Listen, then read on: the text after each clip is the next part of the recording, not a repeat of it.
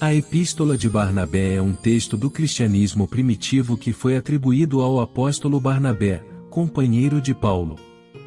Embora sua autoria seja incerta, acredita-se que tenha sido escrita no século I depois de Cristo, durante o período conhecido como patrística. A Epístola de Barnabé é um exemplo importante da literatura patrística, que refere-se aos escritos dos primeiros pais da Igreja.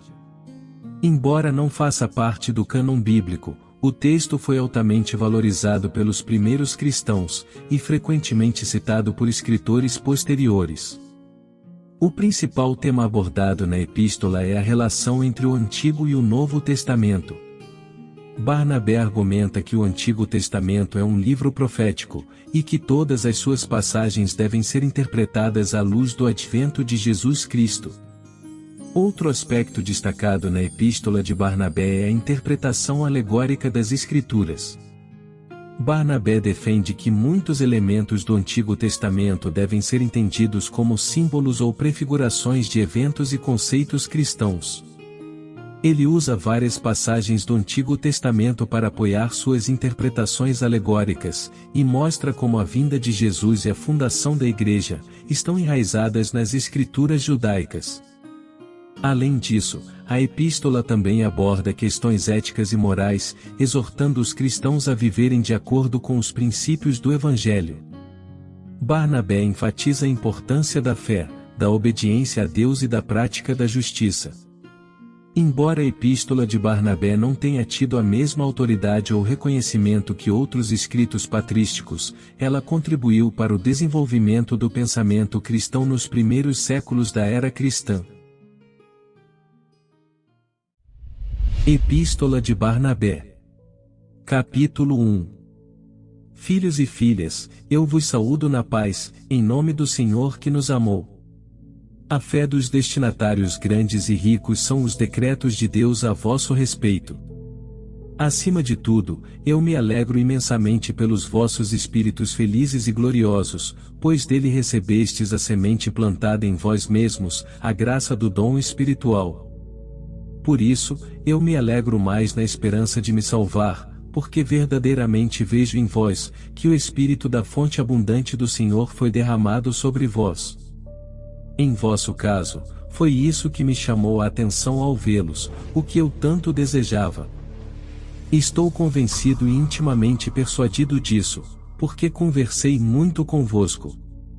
O Senhor caminhou comigo no caminho da justiça, e eu também me sinto impulsionado a amar-vos, mais do que a minha própria vida, pois a fé e o amor que habitam em vós são grandes, e fundados sobre a esperança da vida dele. Pensei que, se eu me preocupasse em participar-vos aquilo que recebi, eu teria recompensa por ter servido a espíritos como os vossos. Esforcei-me então para vos enviar estas poucas linhas, para que além de vossa fé, tenhais também o conhecimento perfeito. Os ensinamentos do Senhor são três: a esperança da vida, começo e fim da nossa fé. A justiça, começo e fim do julgamento. O amor, testemunho pleno da alegria e contentamento das obras realizadas na justiça. Com efeito, por meio dos profetas, o Senhor nos fez conhecer o passado e o presente, e nos fez saborear antecipadamente o futuro. Vendo que uma e outra coisa se realizam conforme ele falou, devemos progredir no seu temor, de maneira mais rica e mais elevada. Quanto a mim, não é como mestre, mas como um de vós, que vos preparei umas poucas coisas. Através delas, vocês se alegrarão nas circunstâncias presentes. Capítulo 2. Como os dias são maus e é aquele que exerce o poder, devemos, para o nosso próprio bem, procurar as decisões do Senhor.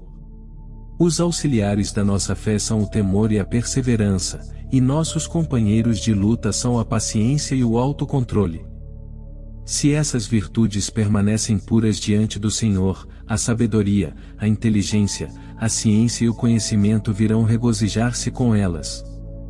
De fato, foi-nos mostrado, mediante todos os profetas, que Deus não tem necessidade de sacrifícios, nem de holocaustos, e nem de ofertas. Em certa ocasião, ele diz: que me importa a multidão de vossos sacrifícios? Diz o Senhor. Estou farto dos holocaustos de carneiros e da gordura de cordeiros, não sangue de touros e de bodes, e nem que venhais vos apresentar diante de mim. Quem pediu essas coisas de vossas mãos? Não continueis a pisar em meu átrio. Se ofereceis flor de farinha, é em vão, vosso incenso para mim é abominação. Não suporto vossas neumênias e vossos sábados. Ele rejeitou essas coisas, para que a lei nova de nosso Senhor Jesus Cristo, que é sem o jugo da necessidade, não precise de oferta preparada por homens. Ele ainda lhes disse: por acaso, ordenei a vossos pais, ao saírem do Egito, que me oferecessem holocaustos? Pelo contrário, eis o que lhes ordenei, que nenhum de vós guarde em seu coração rancor contra o próximo e que não ame o juramento falso. Devemos portanto compreender, pois não somos sem inteligência, o desígnio de nosso Pai em sua bondade, pois Ele se dirige a nós, desejando que procuremos o modo de nos aproximar dele, sem nos extraviar como aqueles homens. Eis portanto o que ele nos diz: o sacrifício para Deus é um coração contrito, o perfume de suave odor para o Senhor é o coração que glorifica o seu Criador. Irmãos, devemos portanto cuidar de nossa salvação, para que o maligno não introduza em nós o erro, e nos atire como pedra de funda para longe da nossa vida. Capítulo 3. A respeito disso, falou-lhes ainda: com que finalidade jejuais para mim, diz o Senhor, como se ouve hoje aos gritos a vossa voz? Não é esse jejum que escolhi, diz o Senhor, não o homem que humilha a si mesmo. Nem quando dobrais vosso pescoço como um círculo, nem quando vos cobris de pano de saco e cinza, não chameis isso de jejum agradável. Para nós porém, ele diz: eis o jejum que eu escolhi, diz o Senhor. Desata todas as amarras da injustiça, desfaz as cordas dos contratos iníquos, envia os oprimidos em liberdade, rasga toda escritura injusta, reparte teu pão com os famintos, se vês alguém nu, veste-o, conduz para a tua casa os desabrigados, se vês algum pobre, não o desprezes, não te afastes dos membros de tua família. Então tua luz romperá pela manhã, tuas vestes rapidamente resplandecerão, a justiça irá à tua frente, e a glória de Deus te envolverá. Então outra vez gritarás, e Deus te ouvirá. Ao falar, ele te dirá: eis-me aqui. Isso, se renunciares a tecer amarras, a levantar a mão, a murmurar, e se deres de coração o teu pão ao faminto, e tiveres compaixão da pessoa necessitada. Por isso, irmãos, o paciente Deus, prevendo que o povo, que ele preparou através do seu amado, acreditaria com simplicidade, nos antecipou todas essas coisas, para que nós como prosélitos, não nos arrebentássemos contra a lei deles. Capítulo 4. É preciso, portanto, que examinemos com grande atenção a situação presente, para procurar o que nos pode salvar. Fujamos, pois, radicalmente de todas as obras iníquas, para que as obras iníquas jamais se apoderem de nós. Odiemos o erro do mundo presente, para que sejamos amados no mundo futuro. Não demos à nossa alma liberdade, de modo que ela não tenha poder de correr com os maus e pecadores, a fim de que não nos tornemos semelhantes a eles. O máximo do escândalo se aproxima, conforme está escrito, como diz Enoque. Com efeito, é por isso que o Senhor abreviou os tempos e os dias, a fim de que seu amado chegue mais depressa à herança. Assim diz o profeta: 10 reis reinarão sobre a terra e, depois disso, surgirá um pequeno rei que humilhará 3 reis de uma só vez. Sobre isso, Daniel diz algo semelhante: vi a 4ª besta, maligna, forte e mais terrível do que todas as bestas do mar. Dela brotaram 10 chifres, e desses saiu um pequeno chifre como broto. Este de uma só vez, humilhou 3 dos chifres grandes. Deveis portanto compreender. Além disso peço-vos insistentemente, eu que sou um, e vós, E vos amo a todos e a cada um em particular mais do que a mim mesmo. Tomai cuidado para não ficardes como certas pessoas, que acumulam pecados, dizendo que a aliança está garantida para nós. Claro que é nossa. Eles, os judeus, a perderam definitivamente, embora Moisés já a tivesse recebido. De fato a Escritura diz, Moisés jejuou na montanha durante 40 dias e 40 noites, e depois recebeu do Senhor a aliança, as tábuas de pedra escritas pelo dedo da mão do Senhor. Eles porém a perderam, por se terem voltado para os ídolos. Com efeito, assim disse o Senhor, Moisés, Moisés, desce depressa, pois teu povo pecou, aqueles que fizeste sair da terra do Egito. Moisés compreendeu, e jogou as 2 tábuas de suas mãos. A aliança deles foi rompida, para que a de Jesus, o amado, fosse selada em nossos corações pela esperança da fé que nele temos. Querendo escrever muitas coisas, não como mestre, mas como convém a quem ama, não deixando perder nada do que possuímos, apliquei-me a escrever, como vosso humilde servidor. Estejamos atentos nestes últimos dias, nada adiantará todo o tempo de nossa vida, e de nossa fé, se agora, neste tempo de impiedade e na iminência dos escândalos, não resistirmos, como convém a filhos de Deus. A fim de que a treva não se infiltre em nós e as escondidas, fujamos de toda vaidade e odiemos completamente as obras do mau caminho. Não vos isoleis, dobrando-vos sobre vós mesmos, como se já estivesseis justificados, mas reuni-vos, para procurar juntos o vosso bem comum. De fato a Escritura diz: ai daqueles que se creem inteligentes e que são sábios diante de si mesmos, tornemo-nos espirituais, tornemo-nos um templo perfeito para Deus. Quanto nos for possível, apliquemo-nos ao temor de Deus e combatamos para observar seus mandamentos, a fim de nos alegrarmos em suas disposições. O Senhor julgará o mundo com imparcialidade, cada um receberá segundo o que fez. Se for bom, sua justiça o precederá, se for mal, diante dele irá o salário do mal. Tomemos cuidado para não ficarmos tranquilos como chamados, adormecendo sobre nossos pecados, de modo que o príncipe do mal se apodere de nós, e nos afaste do reino do Senhor. Meus irmãos, compreendei ainda o seguinte: quando vedes, que depois de tantos sinais e prodígios acontecidos em Israel, assim mesmo eles foram abandonados, tomemos cuidado, como está escrito, para que não sejamos encontrados, muitos chamados, mas poucos escolhidos. Capítulo 5. O Senhor suportou entregar sua própria carne à destruição, para que fôssemos purificados pelo perdão dos pecados, isto é, pela aspersão feita com seu sangue. A respeito dele a Escritura diz o seguinte, sobre Israel e sobre nós: ele foi ferido por causa de nossas iniquidades e maltratado por causa de nossos pecados, e nós fomos curados por sua chaga. Foi conduzido como ovelha ao matadouro, e como cordeiro, ficou mudo diante do tosqueador. Precisamos, portanto, multiplicar nossos agradecimentos ao Senhor, porque Ele nos fez conhecer as coisas passadas, tornou-nos sábios no presente, e não estamos sem inteligência para as coisas futuras.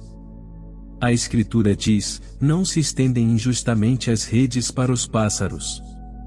Isso quer dizer que, com razão, se perderá o homem, que tendo conhecimento do caminho da justiça, toma entretanto o caminho das trevas. Ainda o seguinte, meus irmãos, se o Senhor suportou sofrer por nós, embora fosse o Senhor do mundo inteiro, a quem Deus disse desde a criação do mundo, façamos o homem à nossa imagem e semelhança, como pode ele suportar sofrer pela mão dos homens? Aprendei. Os profetas, que tinham a graça dele, profetizaram a seu respeito.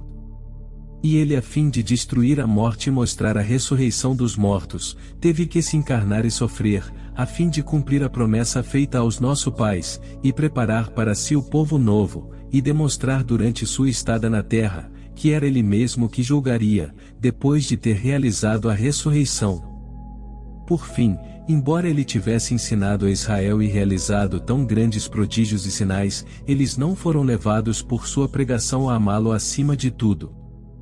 Porém, quando ele escolheu seus próprios apóstolos, que iriam anunciar o seu evangelho, homens cujo pecado ultrapassava a medida, foi para mostrar que ele não tinha vindo chamar os justos, e sim os pecadores. Então ele manifestou que era Filho de Deus. Com efeito, se não se tivesse encarnado, como os homens poderiam ter sido salvos ao vê-lo, uma vez que eles não podem levantar os olhos para olhar de frente os raios do sol, que todavia, um dia deixará de existir, e que é tão somente obra de suas mãos? Se o Filho de Deus se encarnou, foi para levar ao máximo os pecados daqueles que tinham perseguido mortalmente os profetas dele. E por isso que ele suportou. De fato, Deus diz que é deles que vem a ferida de sua carne, quando ferirem o seu pastor, então as ovelhas do rebanho perecerão. Foi ele, porém, que quis sofrer desse modo. Com efeito, era preciso que ele sofresse sobre o madeiro, pois o profeta diz a seu respeito: poupa a minha vida à espada. E transpassa com cravo a minha carne, porque uma assembleia de malfeitores se levantou contra mim. E diz ainda: eis que ofereci minhas costas aos açoites e minha face para as bofetadas. Contudo, mantive o meu rosto como pedra dura. Capítulo 6. O que diz ele, quando cumpriu o mandamento? Quem é que me julga? Coloque-se diante de mim. Ou quem quer ser declarado justo diante de mim? Que se aproxime do servo do Senhor. Ai de vós, porque todos vós envelhecereis como a veste, e a traça vos roerá. E o profeta continua: uma vez que ele foi colocado como sólida pedra para esmagar, eis que colocarei nos alicerces de Sião uma pedra de grande valor, escolhida, angular e preciosa. O que diz em seguida? Aquele que nela crer, viverá para sempre. Será que a nossa esperança está numa pedra? De modo nenhum. Mas foi o Senhor que tornou forte a sua carne. Com efeito ele diz: ele me tornou como pedra dura. O profeta continua: a pedra que os construtores rejeitaram tornou-se a cabeça de ângulo. E diz ainda: este é o dia grande e maravilhoso que o Senhor fez. Eu, humilde servo do amor, vos escrevo com simplicidade, para que compreendais. O que diz ainda o profeta? Uma assembleia de malfeitores me rodeou, eles me cercaram como abelhas ao favo, e sobre minhas vestes tiraram sortes. E como era na sua carne que ele devia revelar-se e sofrer, sua paixão foi revelada de antemão. De fato, o profeta diz a respeito de Israel: ai da vida deles, pois conceberam um desejo mau contra si mesmos, dizendo: amarremos o justo, porque ele nos incomoda. Que lhes diz Moisés, outro profeta? Eis o que diz o Senhor Deus: entrai na terra boa, que o Senhor prometeu a Abraão, Isaque e Jacó. Tomai posse dessa terra, onde correm leite e mel. O que diz a sabedoria? Aprendei, ponde vossa esperança em Jesus, que deve revelar-se a vós na carne. Com efeito, o homem é terra que sofre, pois é da terra que Adão foi plasmado. Que significa, na terra boa, terra onde correm leite e mel? Bendito seja nosso Senhor, irmãos, pois ele pôs em nós a sabedoria e o entendimento de seus segredos. Pois o profeta diz: quem poderá compreender uma parábola do Senhor, a não ser o sábio que conhece e ama o seu Senhor? Depois de nos ter renovado com o perdão dos pecados, ele fez de nós um novo ser, de modo que tenhamos alma de criança, como se ele nos tivesse plasmado novamente. De fato, a Escritura fala a nosso respeito, quando ele diz ao Filho: façamos o homem à nossa imagem e semelhança. Que eles dominem sobre os animais da terra, as aves do céu e os peixes do mar. E vendo que nós éramos boa criação, o Senhor disse: crescei, multiplicai-vos e enchei a terra. Foi isso que ele disse ao filho. Vou agora te mostrar como ele fala de nós. Ele realizou segundo a criação nos últimos tempos. O Senhor diz: eis que faço as últimas coisas como as primeiras. Nesse sentido, assim falou o profeta: entrai na terra onde correm leite e mel, e dominai-a.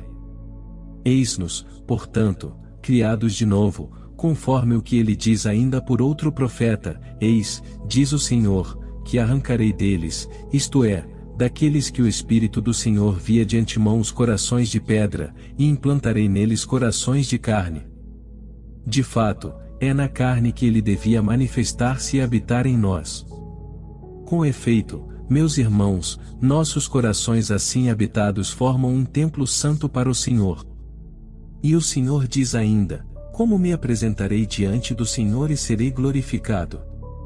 Ele diz: celebrar-te-ei na assembléia de meus irmãos, e cantarei teus louvores em meio à assembléia dos santos. Portanto, somos nós que ele fez entrar na terra boa.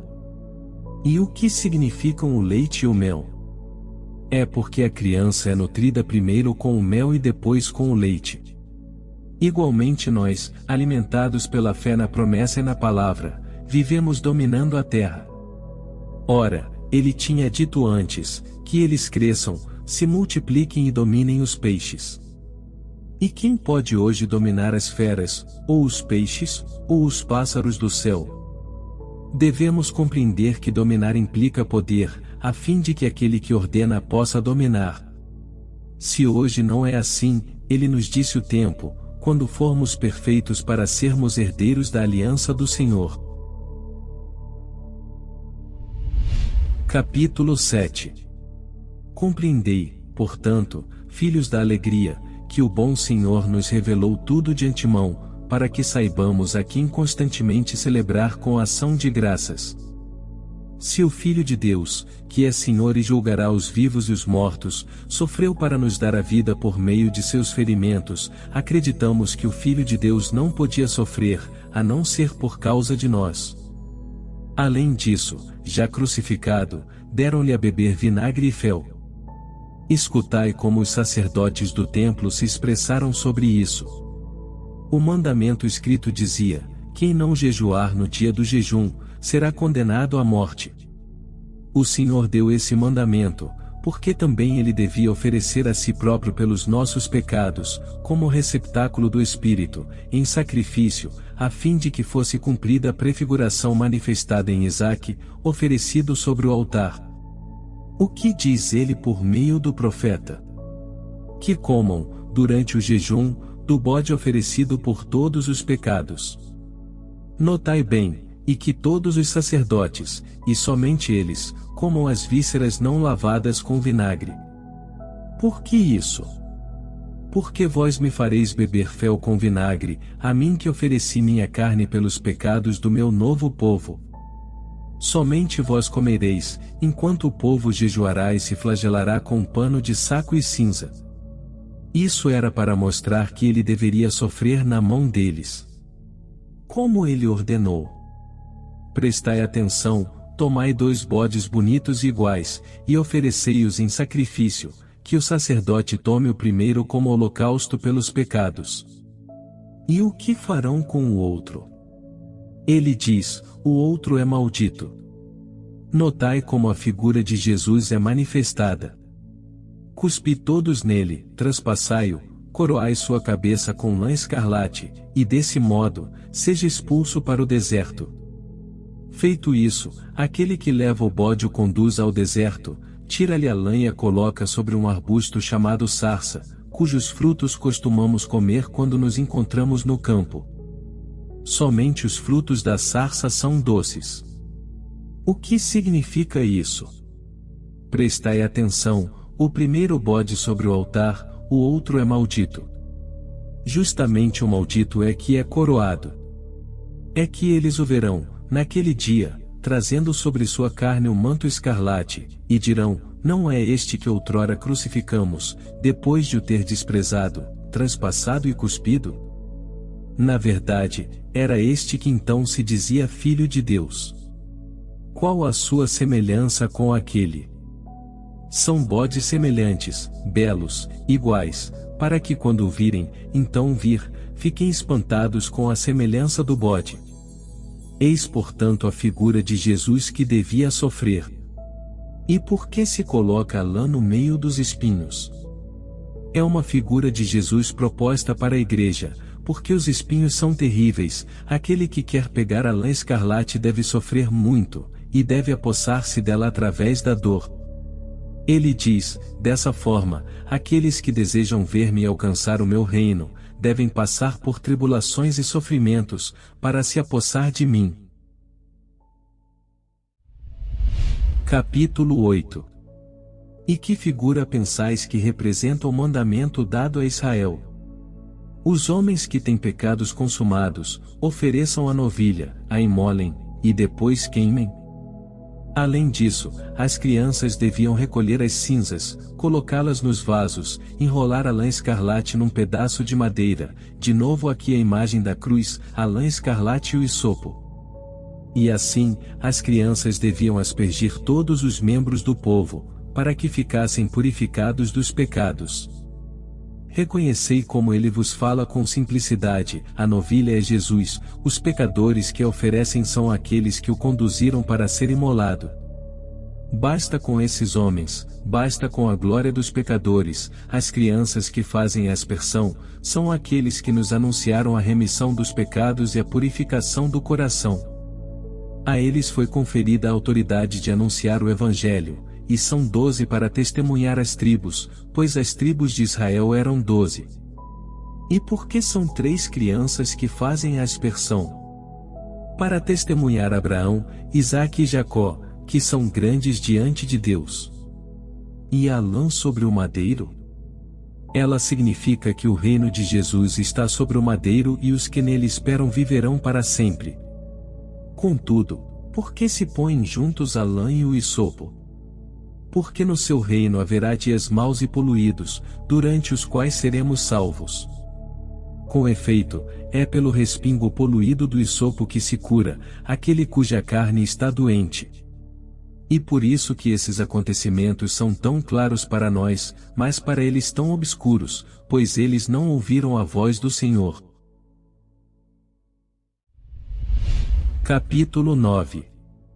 De fato, é dos ouvidos que ele fala ainda, quando diz que circuncidou nossos ouvidos e nossos corações. O Senhor diz por meio do profeta, obedeceram-me com os ouvidos. E diz ainda, os que estão longe escutarão com o ouvido, e conhecerão o que eu fiz, e mais, circuncidai vossos ouvidos, diz o Senhor.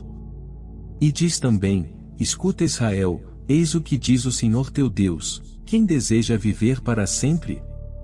Que ele escute com o ouvido a voz do meu servo. E diz ainda, escuta, ó céu, dá ouvidos, ó terra, pois o Senhor falou isso como testemunho. E diz mais, escutai a palavra do Senhor, príncipes deste povo. E diz ainda, filhos, escutai a voz que grita no deserto. Ele portanto circuncidou nossos ouvidos, para que escutemos a palavra e creiamos. Contudo, a circuncisão, na qual eles depositavam confiança, foi rejeitada. De fato, ele dissera que a circuncisão não devia ser da carne, mas eles transgrediram porque um anjo mau os enganou. Todavia, ele lhes diz, assim fala o Senhor vosso Deus, é aí que encontro o mandamento, não semeeis entre os espinhos, mas circuncidai-vos para o vosso Senhor. E o que diz ele? Circuncidai a maldade do vosso coração. E diz ainda, eis, diz o Senhor, que todas as nações têm o prepúcio incircunciso, mas este povo tem o coração incircunciso. Vós porém direis, o povo recebeu a circuncisão como selo. Contudo, todos os sírios, os árabes e todos os sacerdotes dos ídolos também têm a circuncisão. Pertencem também eles à sua aliança? Até os egípcios praticam a circuncisão, filhos do amor, aprendei mais particularmente estas coisas. Abraão, praticando por primeiro a circuncisão, circuncidava porque o Espírito dirigia profeticamente seu olhar para Jesus, dando-lhe o conhecimento das 3 letras. Com efeito, ele diz, e Abraão circuncidou entre os homens de sua casa 318 homens. Qual é, portanto, o conhecimento que lhe foi dado? Notai que ele menciona em primeiro lugar os 18, e depois fazendo distinção, os 300. 18 se escreve, I, que vale 10, e H, que representa 8. Tens aí, I, sous igual Jesus. E como a cruz em forma de T devia trazer a graça, ele menciona também 300 igual T. Portanto, ele designa claramente Jesus pelas duas primeiras letras, e a cruz pela terceira. Quem depositou em nós o dom do seu ensinamento sabe bem disto, ninguém recebeu de mim ensinamento mais digno de fé.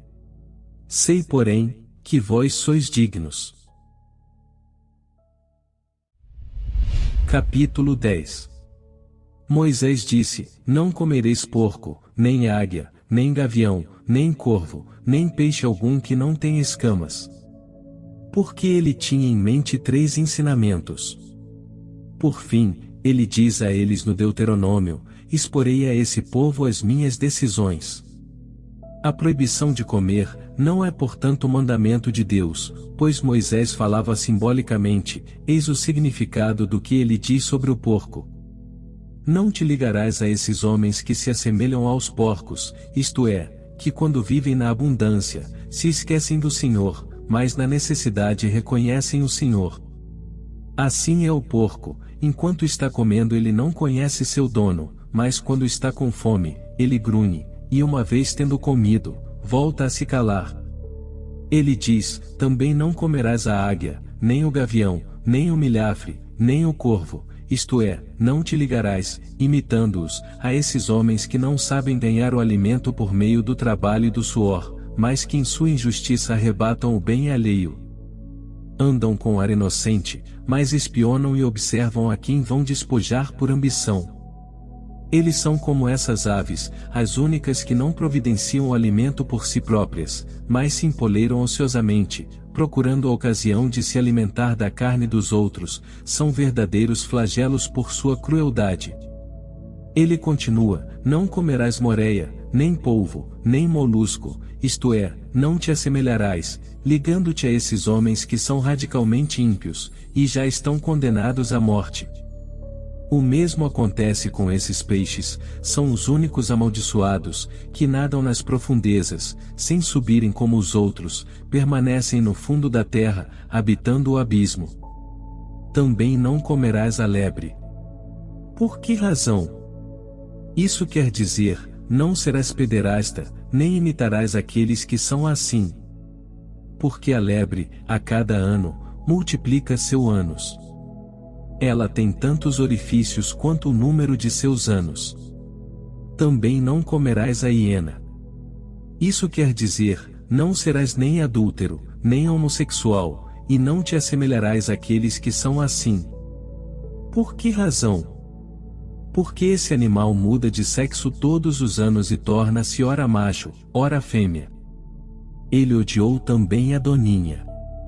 Muito bem, não serás como aqueles que cometem, como se diz, iniquidade com a boca por depravação, nem te ligarás a esses depravados que cometem iniquidade com sua boca. De fato, esse mal se concebe pela boca. Moisés, tendo recebido tríplice ensinamento sobre os alimentos, usou linguagem simbólica, eles porém o entenderam sobre os alimentos materiais, por causa do desejo carnal.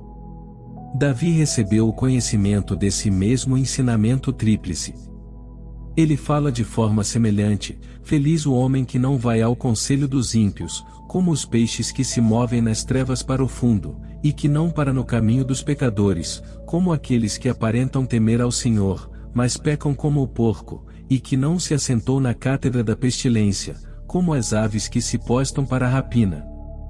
Aí tendes perfeitamente o que se refere à comida. Conclusão. Moisés porém disse, comei de todo animal que tem o casco fendido e que rumina. O que ele quer dizer? Que tal animal, quando recebe a comida, conhece aquele que o alimenta, e quando repousa parece que se alegra com ele. Disse o bem, considerando o mandamento. Que quer ele dizer? Vinculai-vos àqueles que temem o Senhor, que meditam no coração sobre o sentido exato da palavra que receberam, que ensinam e observam as decisões do Senhor, que sabem que a meditação é alegre exercício, e que ruminam a palavra do Senhor.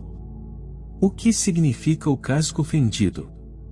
É que o justo caminha neste mundo e espera o mundo santo. Vede como Moisés legislou bem, mas para eles, como é possível compreenderem ou entenderem essas coisas? Nós, tendo compreendido exatamente os mandamentos, os exprimimos como o Senhor desejou. Por isso, Ele circuncidou nossos ouvidos e nossos corações, para compreendermos essas coisas.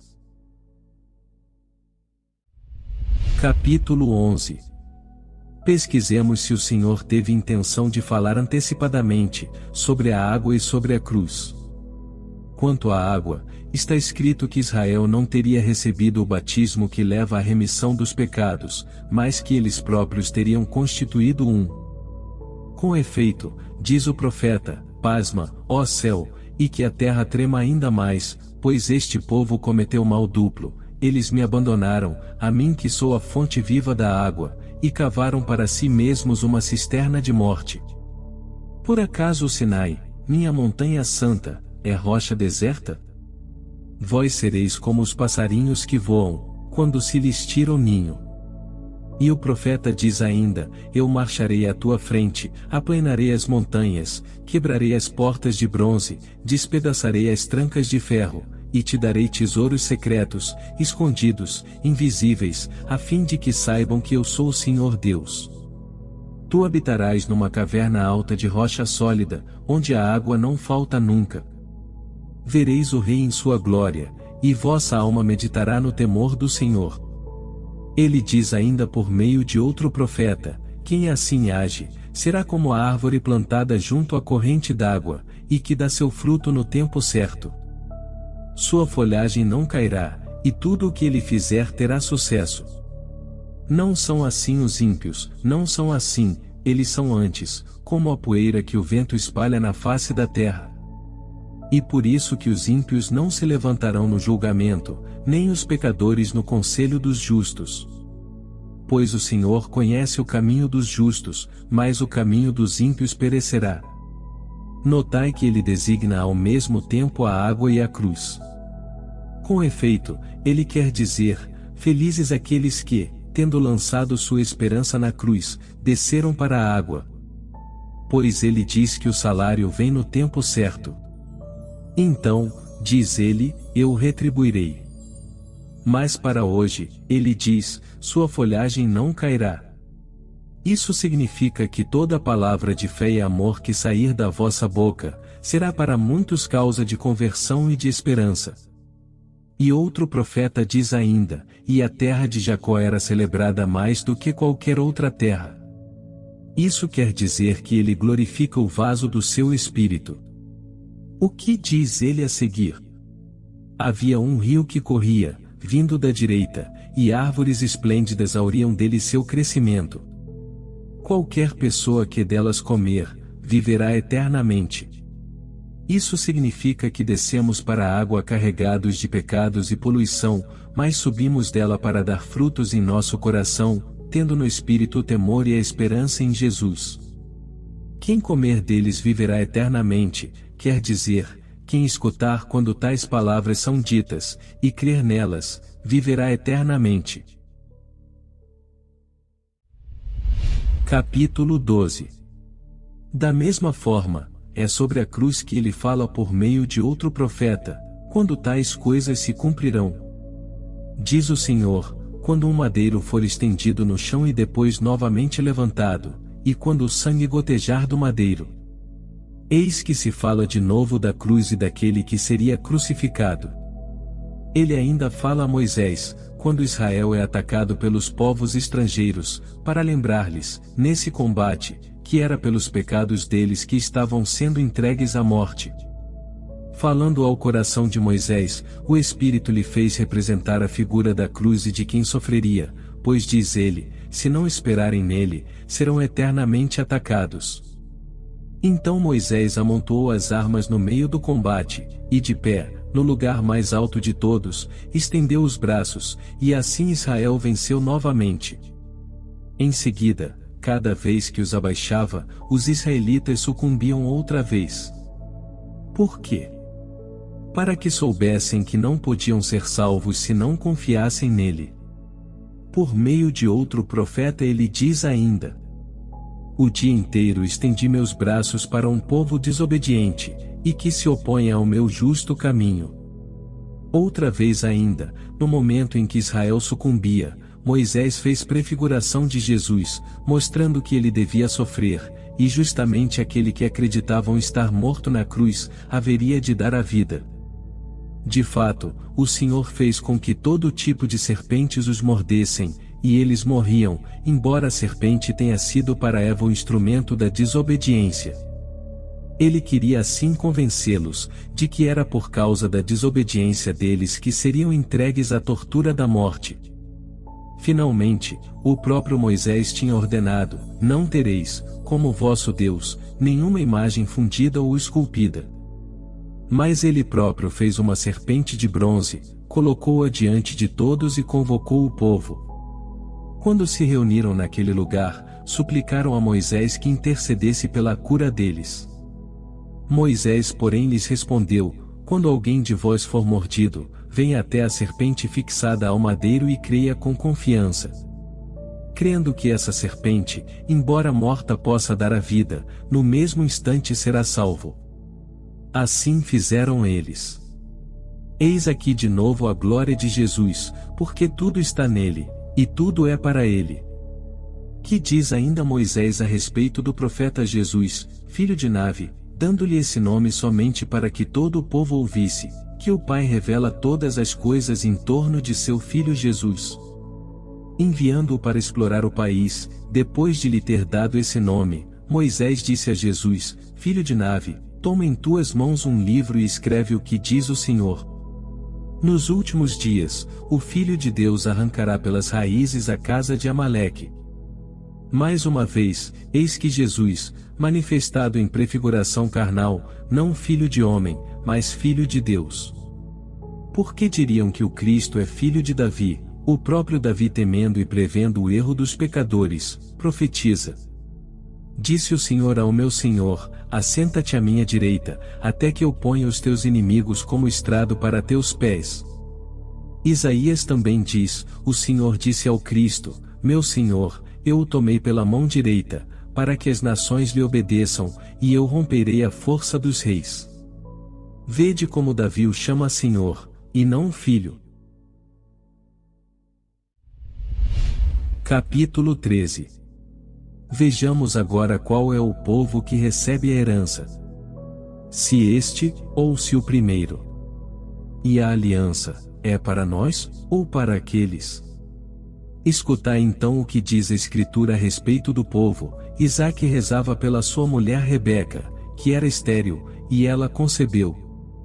Depois, Rebeca saiu para consultar o Senhor, e o Senhor lhe disse: há 2 nações em teu seio e 2 povos em tuas entranhas. Um povo dominará o outro, e o mais velho servirá ao mais jovem. Deveis compreender quem é Isaque e quem é Rebeca, e a quem se referia ao mostrar que este povo é maior do que aquele. Em outra profecia, Jacó se dirige mais claramente ainda a seu filho José, dizendo: eis que o Senhor não me privou de tua presença. Traze-me teus filhos, para que eu os abençoe. Ele levou Efraim e Manassés, querendo que Manassés, o mais velho, recebesse a bênção. José o conduziu para a mão direita de seu pai Jacó. No entanto, Jacó viu em espírito a prefiguração do povo futuro. E o que disse ele? E Jacó cruzou as mãos, e colocou a direita sobre a cabeça de Efraim, o segundo e o mais novo, e o abençoou. Então José disse a Jacó: desvia a tua mão direita e coloca sobre a cabeça de Manassés, pois ele é o meu filho primogênito. Então Jacó disse a José: eu sei, meu filho, eu sei, o mais velho servirá ao mais jovem, e é este que será abençoado.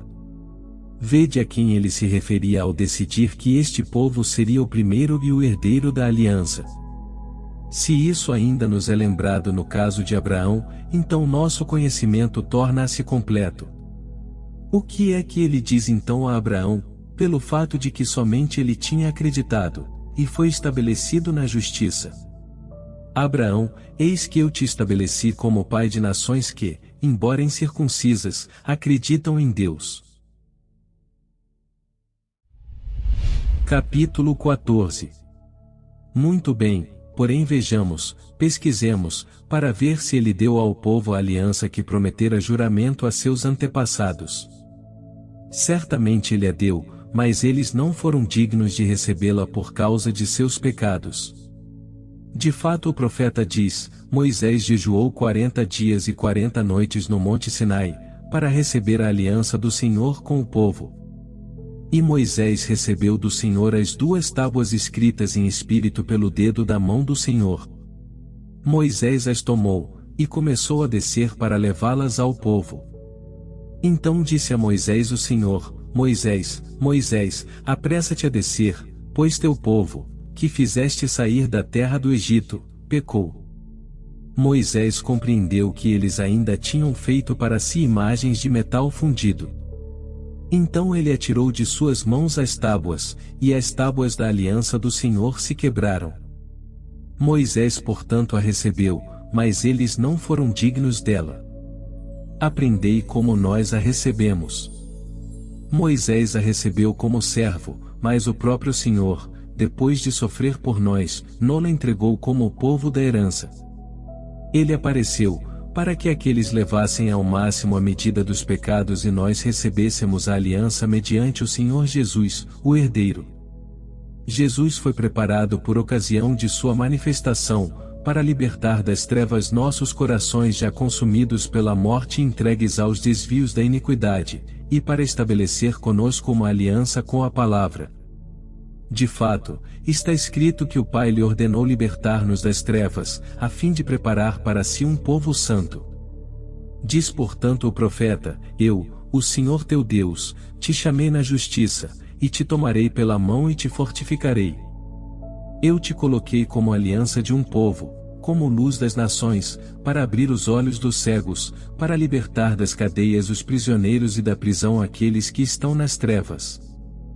Sabei portanto de onde fomos libertos, o profeta diz ainda, eis que eu te coloquei como luz das nações, a fim de que sirvas para a salvação, até os confins da terra.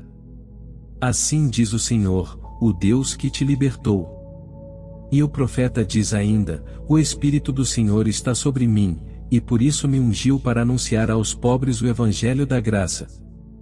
Ele me enviou para curar os corações quebrantados, para proclamar aos prisioneiros a liberdade, e aos cegos a vista, para anunciar o ano favorável do Senhor, e o dia da retribuição, para consolar todos os que choram. Capítulo 15. Ainda, sobre o sábado, está escrito no decálogo que Deus o entregou pessoalmente a Moisés sobre o monte Sinai, santificai o sábado do Senhor com mãos puras e coração puro. Em outro lugar, ele diz, se meus filhos guardarem o sábado, então estenderei sobre eles a minha misericórdia. Ele menciona o sábado no princípio da criação, em 6 dias Deus fez as obras de suas mãos, e as terminou no 7º dia, e nele descansou e o santificou. Prestai atenção, filhos, sobre o que significa terminou no 7º dia. Isso significa que o Senhor consumará o universo em 6.000 anos, pois um dia para ele significa 1000 anos. Ele próprio o atesta, dizendo, eis que um dia do Senhor será como 1000 anos. Portanto, filhos, em 6 dias, que são 6.000 anos, o universo será consumado. E ele descansou no 7º dia. Isso quer dizer que seu filho, quando vier para pôr fim ao tempo do iníquo, para julgar os ímpios e mudar o sol, a lua e as estrelas, então ele de fato repousará no 7º dia. Por fim, ele diz, tu o santificarás com mãos puras e coração puro. Contudo, se alguém atualmente pudesse santificar, de coração puro, esse dia que Deus santificou, então nós nos teríamos enganado completamente.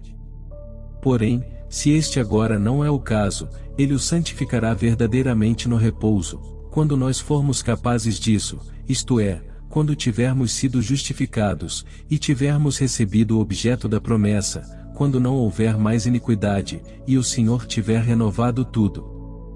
Então, poderemos santificá-lo, tendo sido primeiro nós mesmos santificados. Ele finalmente lhes disse: não suporto vossas neumênias e vossos sábados. Vede como ele diz: não são os sábados atuais que me agradam, mas aquele que eu fiz, e no qual depois de ter levado todas as coisas ao repouso, farei o início do 8º dia, isto é, o começo de outro mundo. Eis porque celebramos como festa alegre o 8º dia, no qual Jesus ressuscitou dos mortos, e depois de se manifestar, subiu aos céus. Capítulo 16. No que se refere ao templo, eu vos direi ainda como esses infelizes extraviados, puseram sua esperança num edifício, como se fosse a casa de Deus, e não no Deus deles que os criou. Com efeito, quase como os pagãos, eles o consagraram no templo. Mas, como fala o Senhor, abolindo-o? Aprendei: quem mediu o céu com o palmo e a terra com a mão? Não fui eu. Diz o Senhor: o céu é o meu trono e a terra é o estrado dos meus pés. Que casa construireis para mim, ou qual será o lugar do meu repouso?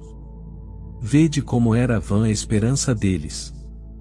Por fim, ele diz ainda: eis, aqueles que destruíram esse templo, eles mesmos o edificarão. E o que está acontecendo? De fato, por causa da guerra deles, o templo foi destruído pelos inimigos, e agora os mesmos servos dos inimigos o reconstruirão. Ele tinha igualmente revelado que a cidade, o templo e o povo de Israel seriam entregues. Com efeito, a Escritura diz: acontecerá no fim dos dias que o Senhor entregará à destruição as ovelhas do pasto, o aprisco e a sua torre. E aconteceu conforme o Senhor tinha dito. Indaguemos se existe um templo de Deus. Sim, existe, onde Ele mesmo diz que o há de construir e aperfeiçoar. De fato, está escrito: quando a semana estiver terminada, será construído um templo de Deus, com esplendor, sobre o nome do Senhor. Acho, pois, que existe um templo. E como ele será construído sobre o nome do Senhor? Aprendei: antes que acreditássemos em Deus, nossos corações eram uma habitação corruptível e frágil, exatamente como um templo construído por mão humana. Com efeito, estava cheio de idolatria e era casa de demônios, pois todas as nossas ações se opunham a Deus. Contudo, ele será construído sobre o nome do Senhor. Estai atentos, para que o templo do Senhor seja construído com esplendor. De que modo? Aprendei: recebendo o perdão dos pecados e pondo nossa esperança no nome, nós nos tornamos novos, recriados desde o princípio. É por isso que Deus habita verdadeiramente em nós, tornando-nos sua morada. Como? Pela sua palavra de fé, pelo chamado da sua promessa, pela sabedoria das suas leis, pelos mandamentos da doutrina, e Ele próprio profetizando em nós, habitando em nós, abrindo para nós a porta do templo, que é a nossa boca, e dando-nos o arrependimento, Ele nos introduz no templo incorruptível.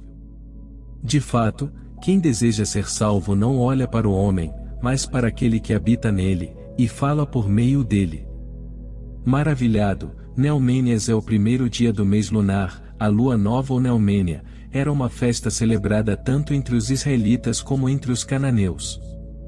Como o sábado, a lua nova, Neumênia interrompia as transações comerciais. De não ter ouvido as palavras daquele que fala através de uma boca humana, nem de ter desejado ouvi-las. Esse é o templo espiritual construído pelo Senhor. Capítulo 17.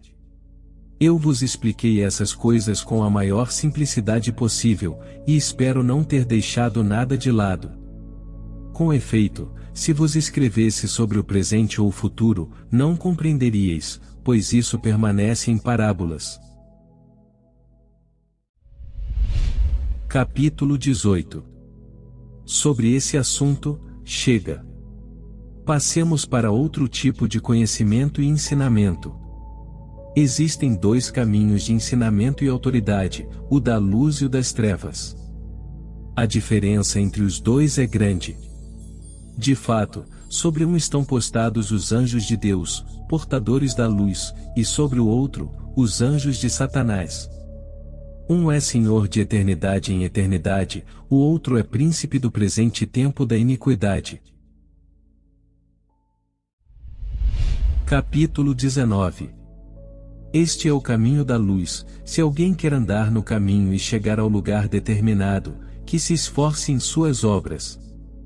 Eis, portanto, o conhecimento que nos foi dado para andar nesse caminho. Ama aquele que te criou, teme aquele que te formou, glorifica aquele que te resgatou da morte. Sê simples de coração e rico de espírito. Não te ligues àqueles que andam no caminho da morte. Odeia tudo o que não é agradável a Deus. Odeia toda hipocrisia. Não abandones os mandamentos do Senhor, não te engrandeças a ti mesmo, mas sê humilde em todas as circunstâncias. Não te arrogues glória, não planejes o mal contra o teu próximo. Não te entregues à insolência. Não pratiques a prostituição nem o adultério, nem a pederastia. Não divulgues a palavra de Deus entre pessoas impuras. Não faças diferença entre as pessoas, ao corrigir alguém por sua falta. Sê manso, tranquilo, respeitando as palavras que ouviste. Não sejas vingativo para com teu irmão. Não fiques hesitando sobre o que vai ou não acontecer. Não tomes em vão o nome do Senhor. Ama o teu próximo mais do que a ti mesmo. Não mates a criança no seio da mãe, nem logo que ela tiver nascido. Não te descuides de teu filho ou de tua filha, pelo contrário, dá-lhes instrução desde a infância no temor do Senhor. Não cobices os bens do teu próximo. Não sejas avarento, não te juntes de coração com os grandes, mas conversa com os justos e pobres. Aceita como boas as coisas que te acontecem, sabendo que nada acontece sem o consentimento de Deus. Não sejas dúplice no pensar e no falar, porque a duplicidade é armadilha mortal. Sê submisso a teus senhores, com respeito e reverência, como à imagem de Deus. Não deis ordens com rudeza ao teu servo ou à tua serva, pois eles esperam no mesmo Deus que tu, para que não percam o temor de Deus, que está acima de uns e de outros. Com efeito, ele não vem chamar a pessoa pela aparência, mas aqueles que o Espírito preparou. Compartilha tudo com o teu próximo, e não digas que são coisas tuas. Se estais unidos nas coisas incorruptíveis, tanto mais nas coisas corruptíveis. Não sejas loquaz, porque a boca é armadilha mortal. O quanto podes, sê puro com a tua alma. Não sejas como os que estendem a mão na hora de receber, e a retiram na hora de dar. Ama, como a pupila do teu olho, todo aquele que te anuncia a palavra de Deus. Lembra-te noite e dia do julgamento, a cada dia, procura a companhia dos santos. Empenha-te com a pregação, exortando e preocupando-te em salvar uma alma pela palavra, ou então em trabalhar com tuas mãos, para resgatar teus pecados. Não hesites em dar, nem deis reclamando, pois sabes quem é o verdadeiro remunerador da tua recompensa. Guarda o que recebeste, sem nada acrescentar ou tirar.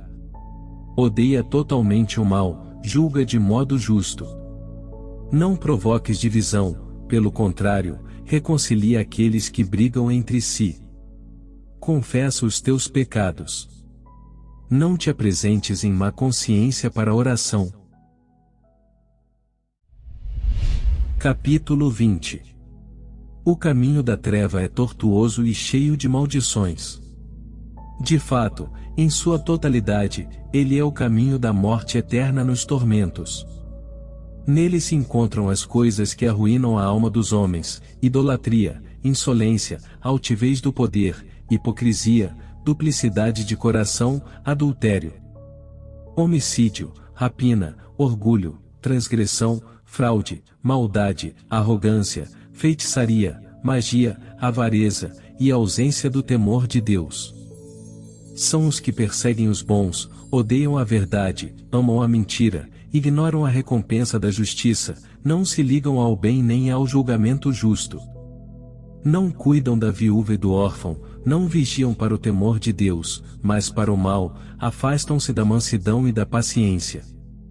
Amam as vaidades, correm atrás da recompensa, não têm misericórdia para com o pobre, recusam ajudar o oprimido.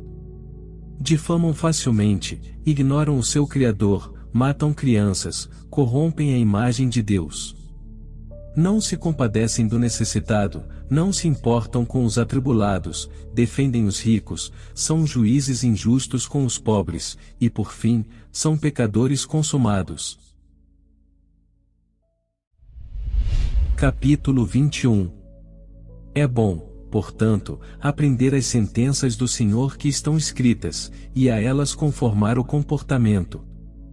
Com efeito, aquele que as pratica será glorificado no reino de Deus, mas aquele que escolher o outro caminho perecerá com suas obras. Por isso, existe ressurreição, e por isso existe retribuição. A vós, que sois superiores, peço que aceitem um conselho da minha benevolência: tendes no meio de vós pessoas para com as quais praticar o bem. Não deixem de o fazer. Está próximo o dia, no qual todas as coisas perecerão com o maligno. Está próximo o Senhor, justo com a sua retribuição. Peço-vos ainda, sede bons legisladores para vós mesmos, permanecei fiéis conselheiros para vós mesmos, afastai de vós toda hipocrisia. O Deus, que reina sobre o mundo inteiro, vos dê sabedoria, inteligência, ciência, conhecimento de suas decisões, e perseverança. Deixai-vos instruir por Deus, procurando o que o Senhor quer de vós, e praticai-o, para que vos encontreis no dia do julgamento. Se vos recordais do bem, lembrai-vos de mim ao meditar sobre essas coisas. Desse modo, meu desejo e minha vigilância levarão a realizar algum bem. Peço-vos com insistência, como uma graça, enquanto o belo vaso ainda está convosco, não negligencieis nada das vossas coisas, mas buscai-as constantemente, e cumpri todos os mandamentos, pois eles são dignos. Eis porque me esforcei em vos escrever, segundo minhas possibilidades. Eu vos saúdo, filhos do amor e da paz. Que o Senhor da glória e de toda a graça esteja com o vosso espírito.